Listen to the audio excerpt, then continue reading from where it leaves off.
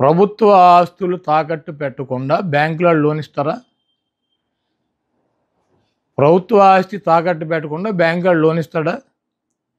పలానాది తాకట్టు పెట్టాలి, పలానాది తాకట్టు పెట్టకూడదు, పలానాది మార్ట్‌గేజ్ చేయాలి, పలానా షూరిటీ చేయాలని ఏమన్నా డాక్టర్ బిఆర్ అంబేద్కర్ గారు రాజ్యాంగంలో రాశారా?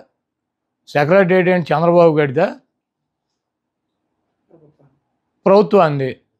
ప్రభుత్వం డబ్బులు కావాల్సి వచ్చినప్పుడు, ప్రజలకు అవసరమైనప్పుడు, బ్యాంకుల్లో డబ్బులు కావాల్సి వచ్చినప్పుడు మార్ట్‌గేజ్ చేస్తారు, తాకట్టు పెడతారు, మళ్ళీ డబ్బులు కడతారు, రిలీజ్ చేసుకుంటారు. సెక్రటేరియట్ ఏమన్నా ఇది బాబు గారి సొత్తా? బాబు గారి సొత్తా? ఇది తాకట్టు పెట్టారు, అది తాకట్టు పెట్టారంటే వీడు పెట్టినయే పెట్టాలా? కానీ చంద్రబాబు నాయుడు పెట్టినటువంటి ఆస్తులు తాకట్టు పెట్టాలి. ఏమైనా రూల్ ఉందా? రాజ్యాంగంలో రాసి ఉందా? పలానా ఆస్తి పెట్టాలి, పలానా ఆస్తి పెట్టకూడదు. అది ప్రభుత్వ ఇష్టం.